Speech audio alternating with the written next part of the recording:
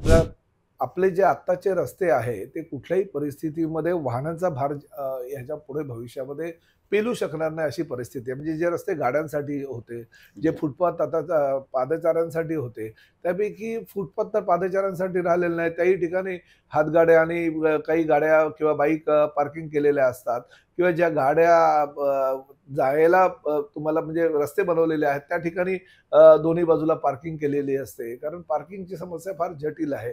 आज 1 बीएचके घेणारा जो व्यक्ती आहे त्याच्याकडे सुद्धा 2-2 गाड्या आहे. परंतु तो सोसायटीमध्ये पार्किंग घेत नाही. कारण त्यासाठी त्याला डेव्हलपरकडे पैसे मोजावे लागतात. मग तो काय करतो? आपली गाडी एक तर सोसायटीच्या ओपन स्पेसमध्ये ठेवतो जेणेकरून फायर ब्रिगेडची गाडी किंवा ॲम्ब्युलन्स आली तरी त्याला जागा राहत नाही.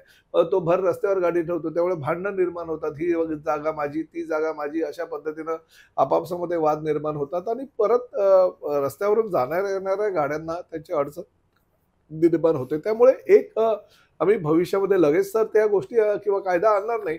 परंतु ज्याच्याकडे पार्किंगची व्यवस्था आहे, अशालाच गाडीचं रजिस्ट्रेशन आम्ही करून देणार, अशा प्रकारची राज्य सरकारची भूमिका आहे आणि त्या माध्यमातून आम्ही विचार करतोय आणि नगरविकास खात्याला आणि पोलीस खात्याला एकत्रितपणे घेऊन आम्ही तशी रचना करतोय, जेणेकरून गाडी घेणाऱ्या व्यक्तीला पार्किंग महापालिकेच्या माध्यमातून मिळू शकेल, जर त्याला विकत घ्यायची नसेल तर.